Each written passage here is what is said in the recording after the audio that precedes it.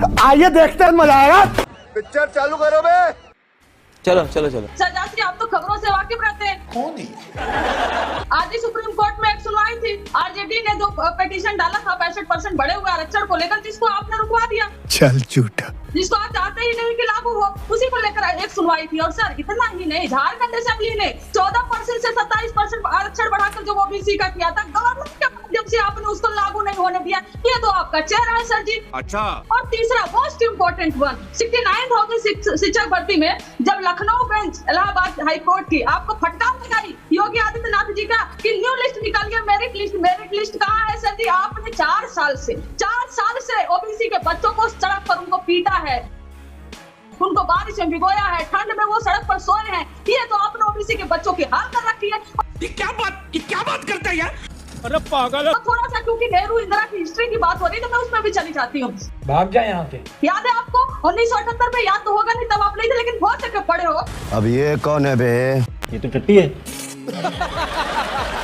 कि जब Karpoori Thakur ji 26% reservation model दिए थे बिहार में, जनसंघ ने सपोर्ट खींच लिया था और गंदी गंदी गाली दी थी। ये आरक्षण कहाँ से आई? आगे मैं नहीं बोलूंगी। इतनी गंदी गाली जनसंघ ने दी थी। और इतना ही नहीं, आपको तो और क्रेडिट देना चाहिए। तो रुको जरा, सबर करो। कि जब वीपी सिंह जी ने आरक्षण दिया, दीपक जा रहा हूं, ओमकारेश्वर जा रहा हूं, 27%, तो बीजेपी ने सपोर्ट खींच लिया गवर्नमेंट से, जो काम से सपोर्ट कर रही थी। सर जी, इतने तो कारनामे हैं आपके। और मोस्ट इम्पोर्टेंट और एक कि 2 आरक्षण, 2 मंडल कमीशन की 2 अनुशंसा लागू हुई है, रिकमेंडेशन, एक 1990 में और एक यूपीए 2 में। सर, जो बाकी आरक्षण की जो मंडल कमीशन की अनुशंसाएं हैं ना, आप क्यों नहीं लागू कर देते? और जामिया, और मैं एमयू की तो जरूर बोलूंगी, मुंह से सुपारी निकाल के बात करें। और उसमें मैं एक और ऐड करना चाहूंगी, नेशनल जो ट्राइबल यूनिवर्सिटी अमरकंटक में बना है यूपीए 2 की सरकार में। सर, एक आध 2 यूनिवर्सिटी आप भी बना देते।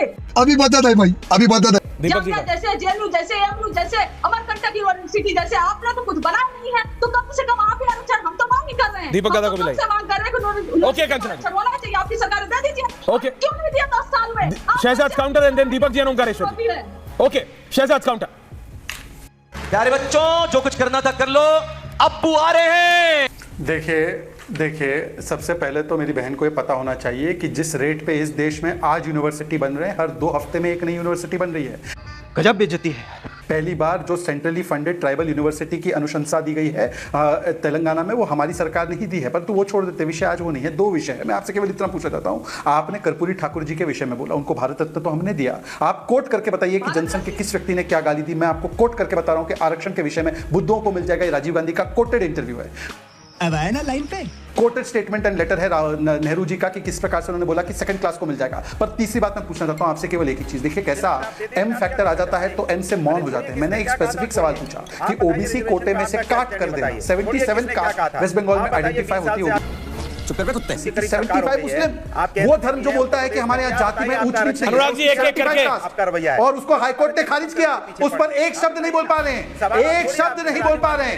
मोहित खान पर एक शब्द नहीं बोल पा रहे हैं। ये एम से मौन हो जाते हैं, एम से मोहित पर, एम से मुस्लिमों को ओबीसी का आरक्षण देने पर एम से मौन। यहाँ पे ठंडी में बारिश में लाठी खाएंगे क्या? ओबीसी के नहीं, ओबीसी कोटा के लिए लाठी खाते रहेंगे क्या? अरे भाई, बताइए ना, जो आरक्षण दिया गया है, आप चले जाते 1980, 85, 90 में। मुझे लगा कि भाई बोलूंगा तो कम से कम भाई जैसा व्यवहार करेंगे, पर अनुराग जी रहे वही जो आप तक लेटर भर्ती कर रहे थे। माँ खराब हो जाएगा, मैं माँ अम्मा बहन पे आ जाऊंगा, मैं इनकी अम्मा बहन पे आ जाऊंगा। ऐश्वर्या जी, मेरा बहुत हम जनता की आवाज है, जनता की सवाल पूछ रहे हैं। आप चले जाते पीछे 80 में। आप जनता की आवाज है या आप गुंडों की आवाज है, वो तो समझ में आ गया है। आप जनता की आवाज है या गुंडों की आवाज है, वो समझ में आ चुका है। बात तो सही है। रोज एक पकड़ा जाता है समाजवादी। प्लीज रिलैक्स, एक लाल टोपी के काले कारनामे। प्लीज रिलैक्स, ये आप लोग पर्सनल कर लीजिएगा। Deepak ji and Omkareshwar, Shahzad I come back, Shahzad I come back. नहीं कर रहा हूं, मैंने पर्सनल किया भी नहीं। एक वाक्य, केवल एक वाक्य। बोलिए केवल एक वाक्य बोलिए, रत्नाकर जी आ रहा हूं। Only one.